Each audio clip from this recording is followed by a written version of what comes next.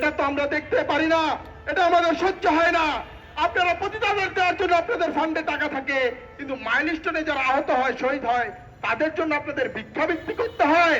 এতটা নিচু কেন নামলেন ডক্টর ইউনূস? আপনাকে তো এত নিচে নামতে আমরা দেখতে চাইনি। সংগ্রামী সাথী বন্ধুগণ, আমরা ঘোষণা করতে চাই, অনতি বিলম্বে জুলাই সনদ ঘোষণা করতে হবে এবং এই জুলাই সনদে বাংলাদেশের জুলাই গণ অভ্যুত্থানে যাদের সংগ্রামের ইতিহাস রয়েছে এটাকে যথাযথভাবে তুলে ধরতে হবে। বিশেষ করে ওলামায়ে কেরামের যে অবদান রয়েছে এটাকে যথাযথভাবে জুলাই ঘোষণাপত্রে উল্লেখ করতে হবে। সংগ্রামী সাথী বন্ধুগণ, খুন, চাঁদাবাজি, রাহাজানি অনতিবিলম্বে বন্ধ করতে হবে এবং গণহত্যার বিচার দ্রুত নিশ্চিত করতে হবে। আমরা দেখতে পাচ্ছি গণহত্যার বিচার না হওয়ার কারণে, ফ্যাসিস্টের বিচার না হওয়ার কারণে, ফ্যাসিবাদের দোসরদের বিচার না হওয়ার কারণে আজকে তারা সাধারণ শিক্ষার্থীদের মধ্যে ঢুকে দেশে বিশৃঙ্খল পরিস্থিতি সৃষ্টি করার চেষ্টা করছে। আমরা সতর্ক করে দিতে চাই, সাবধান করে দিতে চাই। গতকালকে আমরা দেখেছি ছাত্রলীগের ছেলেপেলেরা সচিবালয়ের সামনে তারা বক্তব্য দিয়েছে টাকা তুলে নাকি তারা হাসিনাকে ফিরিয়ে আনবে। কেন? হাসিনা টাকার এত অভাব পড়ে গেল, গত 17 বছর যে টাকা চুরি করছে সেই টাকা কোথায় গেল যে তোদের হাসিনাকে আনতে টাকা তুলতে হবে? তোরা হাসিনাকে নিয়ে আয়, আমরা দড়ি প্রস্তুত রেখেছি। হাসিনাকে তোরা একদিক দিয়ে ঢুকাবি, আরেক দিক দিয়ে আমরা তাকে ফাঁসির দড়িতে ঝুলিয়ে দেবো ইনশাআল্লাহ। অতএব এই অযথা আস্ফালন করে কোনো লাভ নাই। ফ্যাসিবাদের দোসররা তোমরা সাবধান হয়ে যাও। আমরা যদি আবার লাঠি হাতে নিয়ে বের হই, আমরা কিন্তু একজনকেও রেহাই দিব না। ফ্যাসিবাদের দোসরদের ঠিকানা আমরা কিন্তু বাংলাদেশে রাখবো না। সংগ্রামী সাথী বন্ধুগণ, আজকে বাংলাদেশে নির্বাচনের জন্য অনেকে উন্মাদ হয়ে গেছে, নির্বাচনের জন্য অনেকে পাগল হয়ে গেছে। নির্বাচন আমরাও চাই, কিন্তু পিআর পদ্ধতিতে আমরা নির্বাচন চাই।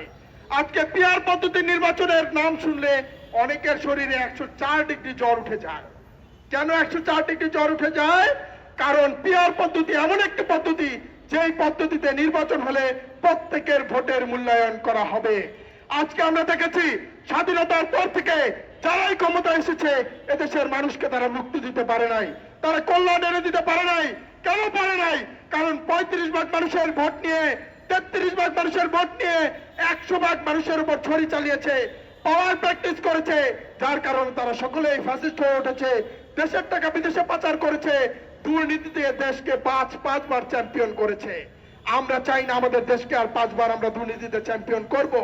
এই জন্য একটি ইনক্লুসিভ একটি জাতীয় সরকার গঠন করতে হলে পিআর পদ্ধতির নির্বাচনের কোনো বিকল্প নাই। পিআর পদ্ধতিতে যদি নির্বাচন হয়, নতুন করে কোনো ফ্যাসিস্ট তৈরি হবে না।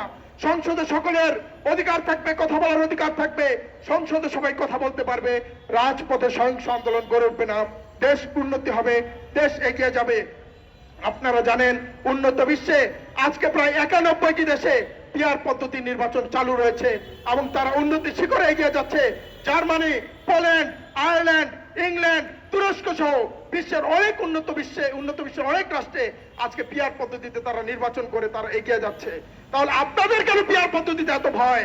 আজকে আপনারা কেন ভয় পাচ্ছেন?